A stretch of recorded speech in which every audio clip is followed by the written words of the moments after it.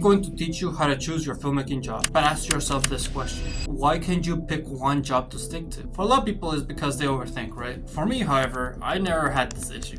Ever since I was a kid, I always wanted to be a director. My mom would ask me, Diego, what do you want to be when you grow up? And I would say, I want to be the guy who says action and cut. And I thought that was a director. It's actually the assistant director, but I digress. I still want to be a director. I find it really fun to work with actors. However, throughout my time in film school, I've juggled. I've thought about different filmmaking jobs, and I want to help you narrow down how to find yours. So first of all, we need to set the mindset that we shouldn't overthink. We shouldn't think of different options or what if we do this? What if we do that? Let's just focus on one thing. Overthinking can be like a massive problem when it comes to choosing in general. As I said before, I never had this issue, but I know how it's like to overthink. Like for example, with choosing your favorite dessert or something like that, or like some sort of food. For me, that's some things that I kind of overthink on and struggle to choose, because when humans have a variety of options, we tend to look at all of them, and that makes our decision not as easy.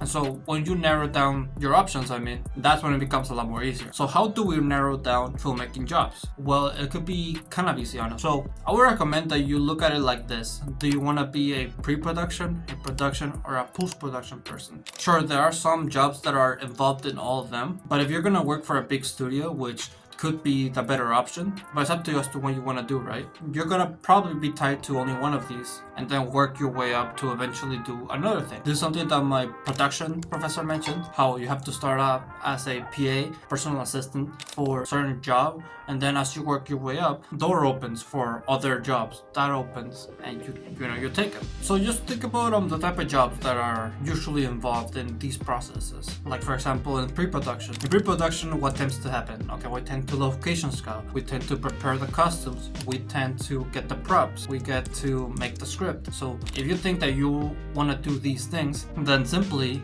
do them. And if you don't like them, try something else. This involves with every single aspect of production and post. I would say that production is more, if I could describe each process, it would kind of be something like this. It would be like pre-production, take your time. Production, you're more active, you're on the spot, you're fast. And also post-production, take your time, because you also have a lot of time for post-production. For me, I like to do things on the spot, be quick. So that's why I still want to do directing and work with actors. I like acting too, that could be really fun. It's simply just choosing things that you like, and you find out what you like through trial and error. And you don't have to wait till you're working for a studio to know if you like this job or not. I recommend, if you're young of course, and if you have the time to do it, to make your own independent films and try one role that you want to do in that film. And if you don't like it, then next time you make a film, change to a different role. It's a trial and error thing when it comes to choosing your film job. For me, I already knew I was going to be a director. Once I tried it, I liked it.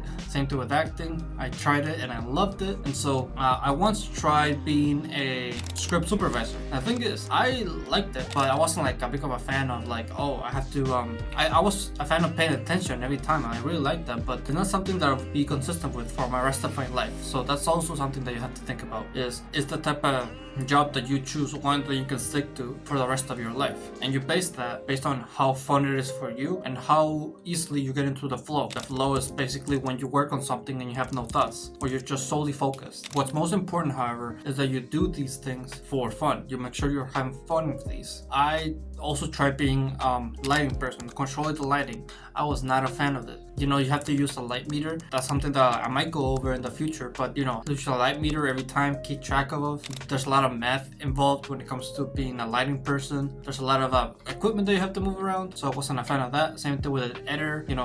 I barely tolerate editing videos for this channel, but editing videos in film form is much more of a creative element than in film. Don't get me wrong, in YouTube videos there are some creative elements when it comes to editing, but when it comes to talking head videos, it's really just as simple as cutting out the quiet parts and then cutting out the sad takes. So editing for film is vastly different, and it is fun, but not for me. I like being on set, I like being in person. So just take away that. Do things for fun, do the things that you enjoy, and don't overthink it. Choose one, try it.